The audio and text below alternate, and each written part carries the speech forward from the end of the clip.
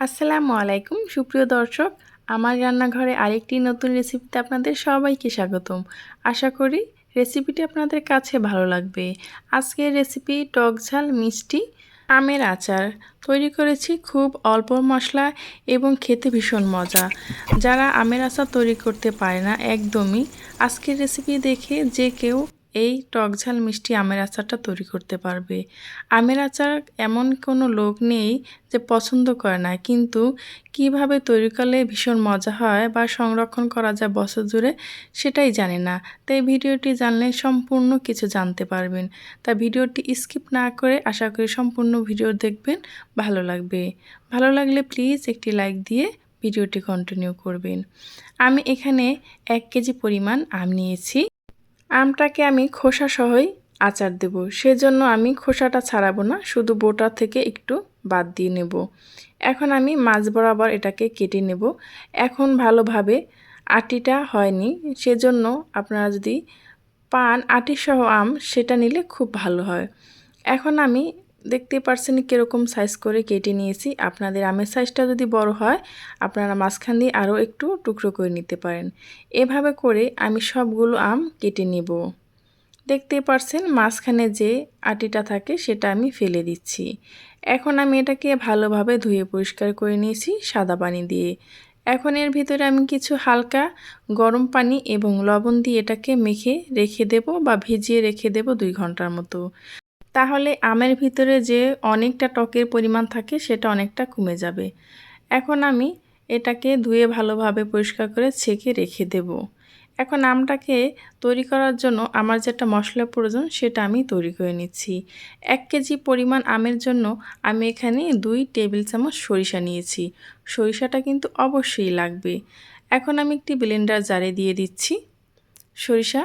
ভালোভাবে আমি এটা ভিজিয়ে রেখেছিলাম গরম পানি দিয়ে 2 ঘন্টার মতো। 2 ঘন্টার মতো ভিজিয়ে রেখেছি গরম পানি দিয়ে। তাতে কি হবে, সরিষাটা যদি আপনি একটু বেশিও দেন তাহলে কিন্তু তিতা লাগবে না। ভিজানো এবং গরম পানির ফলে তেতোটা অনেকটা বেরিয়ে যাবে। 1 কেজি আমের জন্য আমি এখানে দিলাম 1 চামচ হলুদ গুঁড়ো এবং 1 চামচ মরিচ গুঁড়ো। এখানে দিয়ে দিলাম আরও 1 চামচ আদা বাটা এবং আরও 1 চামচ রসুন বাটা। এটা দিয়েও যদি আপনি ব্লেন্ডারে মিক্স করেন বা পাটায় বেটে নেন তাহলে কিন্তু সরিষাটা তেতো লাগবে না। এখন আমি যে আমটাকে ঝরিয়ে রেখেছিলাম সেটার ভিতরে এই মশলাটা দিয়ে দেব। আমি আলাদাভাবে যখন বাগার দেব বা রান্না করব আচারটা তখন কিন্তু সরিষা দেব না, সেই জন্য এখানেই আমি বেশি পরিমাণ করে সরিষাটা মেখে নিচ্ছি। এখন আমি এই আচারের আমটা 2 ঘন্টার জন্য রোদে শুকিয়ে নেব, কারণ এই আচারের আমটা এখনও কিন্তু আঠিটা হয়নি।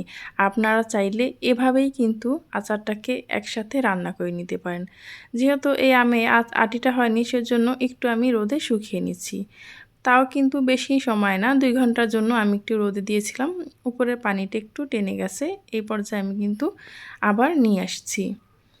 এখন আমি আমটাকে বাগার দেব বা রান্না করে নেব, সেজন্য আমার কিন্তু একটা মশলা তৈরি করতে হবে। দেখতে পাচ্ছেন আমটা কিন্তু একদমই কাঁচা রয়ে গেছে।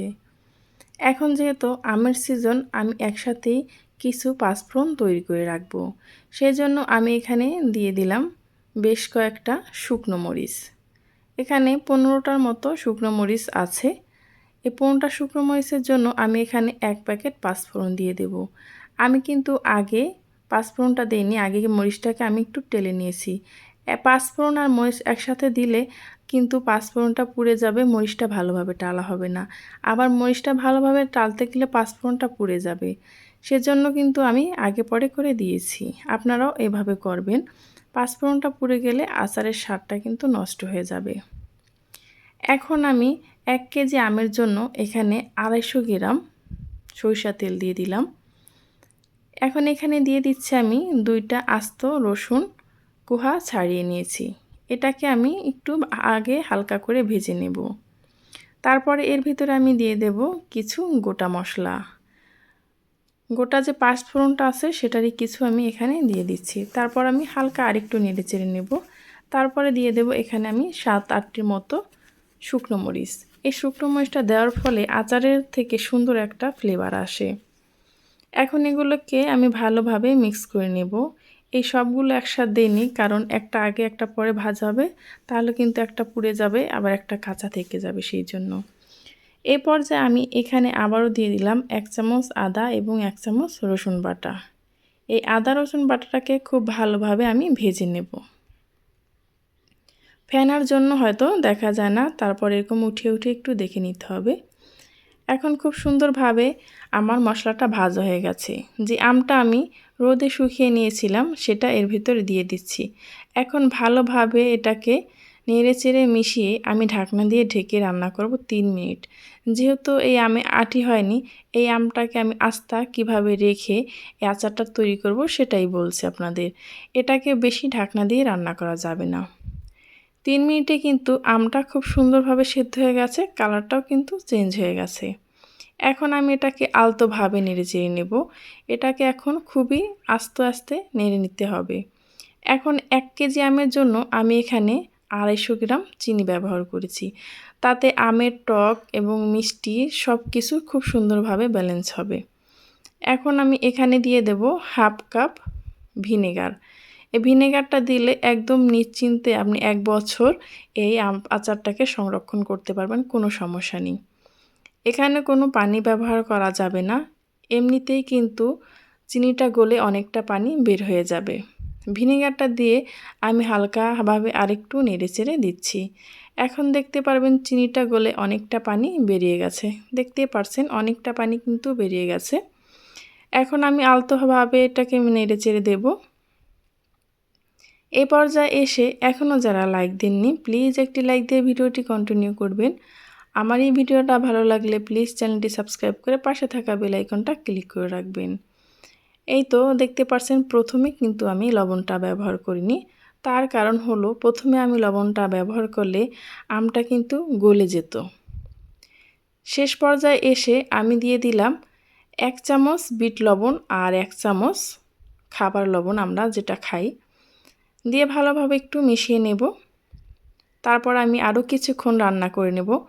আমটা যতক্ষণ না পর্যন্ত পানিটা টেনে যায়। আমের পানিটা টেনে যাবে বা খুব সুন্দরভাবে আচারটা তৈরি হয়েছে সেটা বুঝবেন কিভাবে? উপরে যে তেলটা ভেসে উঠবে সে তেলটা কিন্তু একদম ক্লিয়ার হয়ে যাবে, তখনই বুঝতে হবে আচারটা আপনার রান্না পারফেক্ট হয়েছে। এই তো আমার আচারটা তৈরি করা হয়ে গেছে। এখন কিন্তু আমি চা চামচের 1 চামচ মশলা দিয়ে দিলাম, যেটা আমি পাঁচফোড়ন তেলে রেখেছিলাম সেটা আমি গুঁড়ো করে দিয়েছি।